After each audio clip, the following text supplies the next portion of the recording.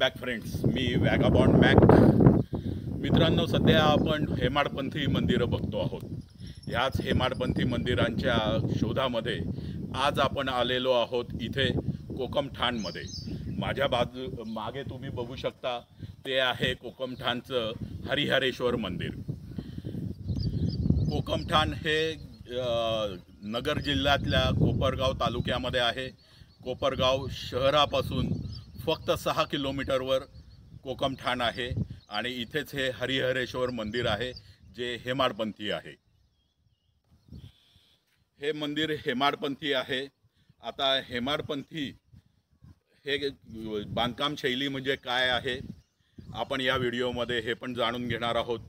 तसंच ह्या मंदिराचं शैव आणि वैष्णव ह्या दोन्ही भक्तिपंथांशी काय नातं आहे तेही या व्हिडिओमध्ये आपण जाणून घेणार आहोत. तर चला व्हिडिओ शेवटपर्यंत बघा. आता व्हिडिओला सुरुवात करू.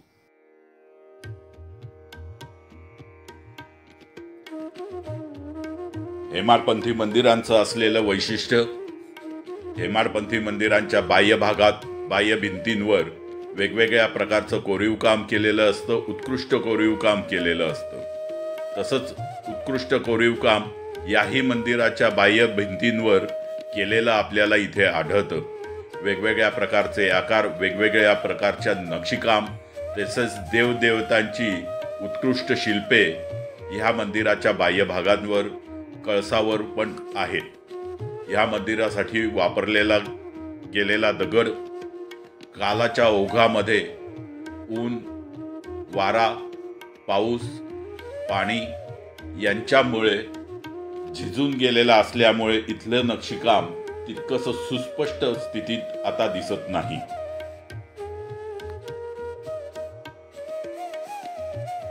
कोणत्याही शंकराच्या मंदिराचं असलेलं वैशिष्ट्य म्हणजे शंकराच्या मंदिरापुढे असलेला हा नंदी.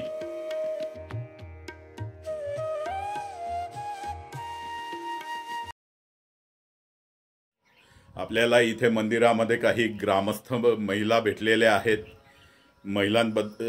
या मंदिराबद्दलचं त्यांचं काय मत आहे, काय अनुभव आहे, त्या आता आपण त्यांच्याचकडनं जाणून घेऊ. बोला मावशी. आता या मंदिरात आम्ही जेव्हापासून यायला लागलो ना तेव्हापासून आम्हाला भरपूर अनुभव आलेले आमच्या घरातले. आणि काही दुखत असलं, काही होत असलं, देवाला सांगितलं त्याचं निवारण तो करतो.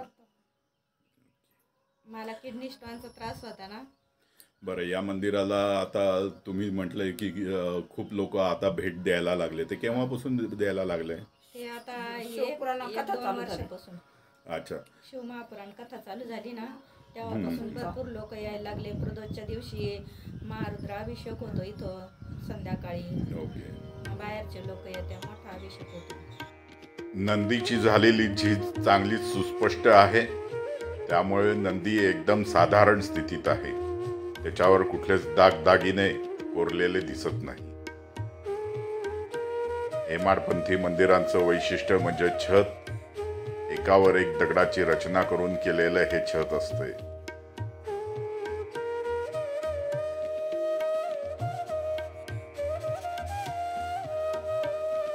मंदिराच्या मुख्य सभागृहाच्या छताला आधार देणारे हे आधारस्तंभ आणि मंदिराच्या मुख्य सभागृहाचं हे अप्रतिम छत.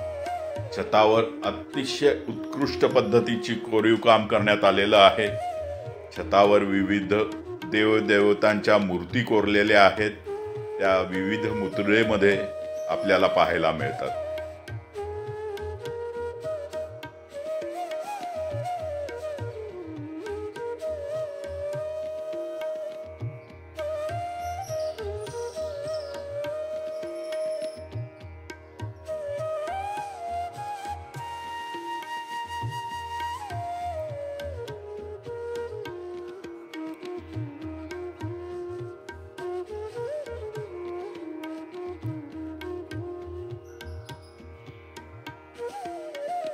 मुख्य गर्भगृह आणि त्याच्या प्रवेशद्वारावर केलेली हे नक्षीकाम जे हेमाडपंथी मंदिराची शैली आहे, हेमाडपंथी मंदिराचं वैशिष्ट्य आहे. अंतराळामध्येच 2 कोनाडे आहेत. पूर्वीच्या काळी इथे मूर्ती असाव्यात, पण आता सध्या दिसत नाहीत. कालाओघामध्ये नष्ट केल्या गेल्या असाव्या किंवा नष्ट झाल्या असाव्यात. मंदिरात असलेली ही शंकराची उत्तरमुखी पिंडी, त्याच्यावर सतत होणारा जलाभिषेक आणि वरती आपण बघू शकता ते विष्णू, ते शेषशाही या स्थितीत आहे.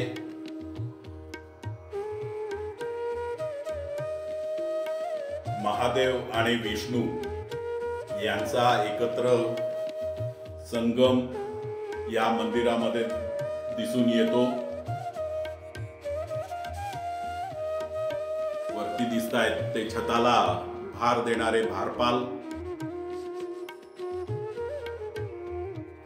विविध मुद्रेमध्ये हे भारपाल आहेत.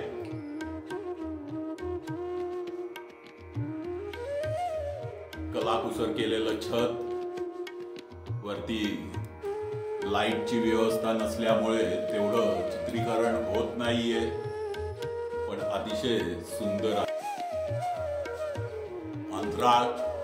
अंतराळाचं पण छत तेवढंच कलाकुसर केलेलं आहे. आणि हेमाडपंथी मंदिरांचं जे वैशिष्ट्य असतं तसं एकमेकावर एक दगड रचून इंटरलॉक पद्धतीने हे छत निर्माण केलेलं आहे. या मंदिराला एक उपगर्भगृह आहे. हे उपगर्भगृह बहुतेक पार्वती मातेला म्हणजे गौराईला समर्पित असावं, तशी मूर्ती इथे दिसते आहे. पूर्ण दगडी बांधकाम आणि उपगर्भगृहाला केलेली ही सुंदर नक्षीकाम.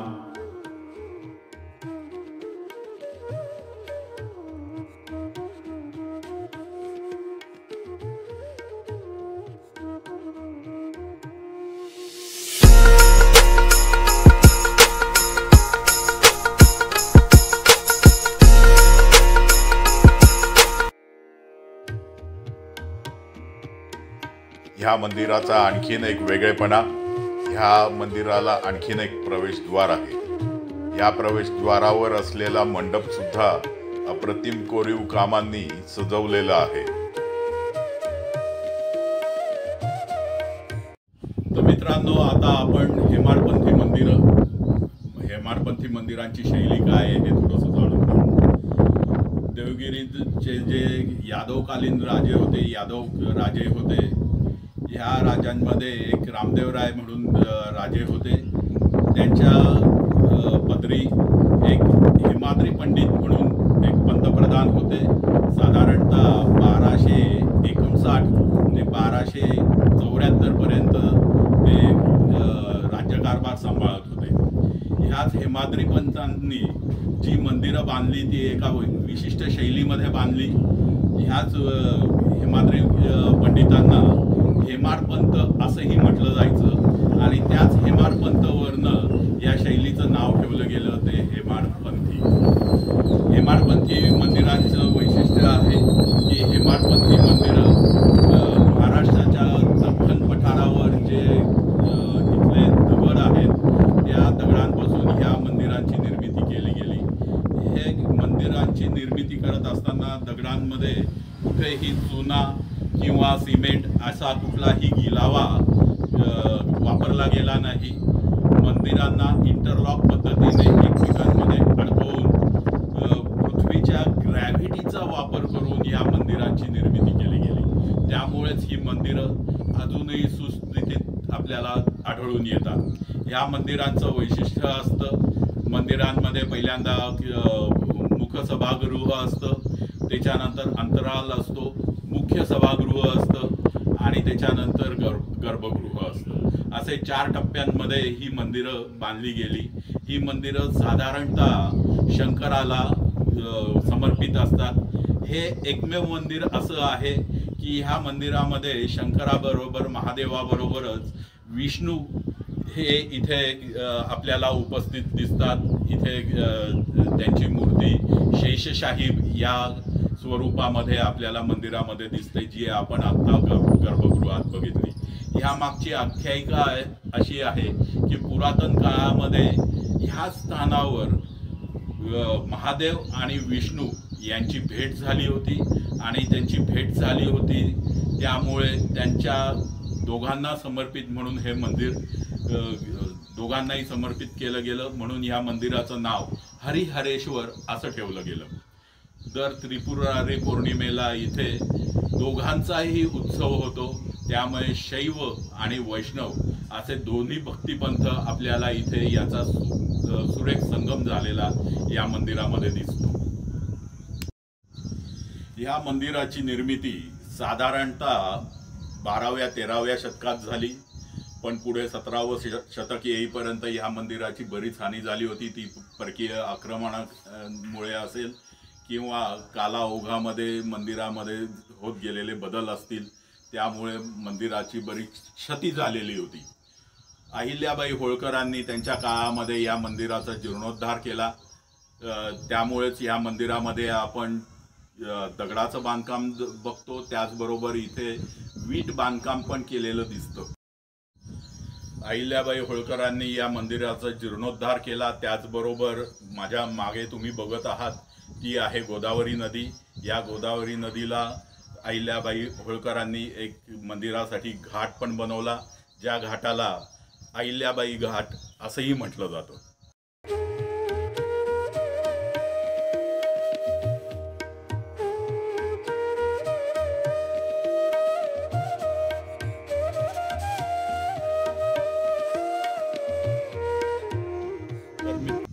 तर मित्रांनो, कोकमठाण जिथे हे मंदिर आहे हे कोपरगाव शहरापासून फक्त 6 किलोमीटरवर आहे आणि साईबाबांच्या शिर्डीच्या मंदिरापासून फक्त 15 किलोमीटरवर आहे।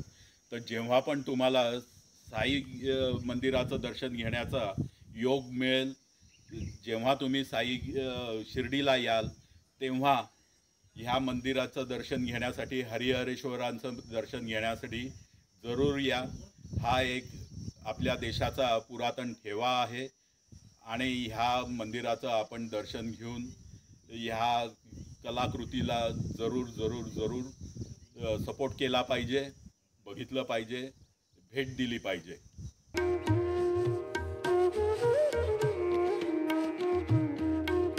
मित्रांनो, हेमाडपंथी मंदिरांच्या ह्या सिरीजमध्ये आपण वेगवेगळे हेमाडपंथी मंदिरं सध्या बघत आहोत।